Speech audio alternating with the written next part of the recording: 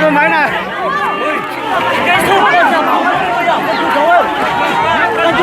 Thắng. Mày chú này thôi đi. Em thích chơi tao à?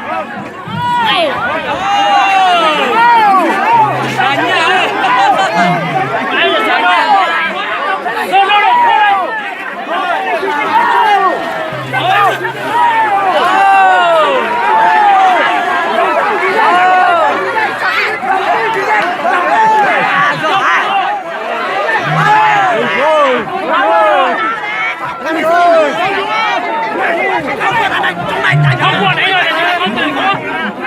Không qua họ đấy ra đây rồi. Qua đi xử lý rồi. Qua rồi là làm tôi là. Anh này con, kia kia đâu nè. Kia bao giờ cha đây. Kia bao giờ cha đây. Bây giờ chuột quyền á. Kia bao giờ cha rồi. Qua quả không có tôi chia. Kia bao giờ cha rồi. Nào vào đây tao tao. Ơi. Rồi mũi à. Rồi. Có sai cho tao chở mày là cái mày cứ chia mày có mày tao chở mày tao nó rồi ba vậy mày có mày đi chở chung đây mà chung chân nào đi cho chung chân đó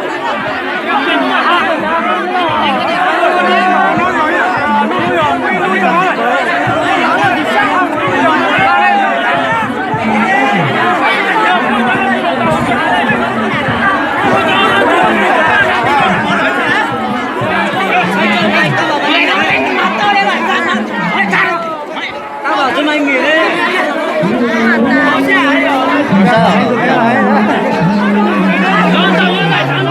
Nó ra kita nó là cha à? Nó ra kita nó là cha. Nó là sao cơ? Nó có cửa nó là cha nó có cửa. Nó là cha nó là cửa cơ.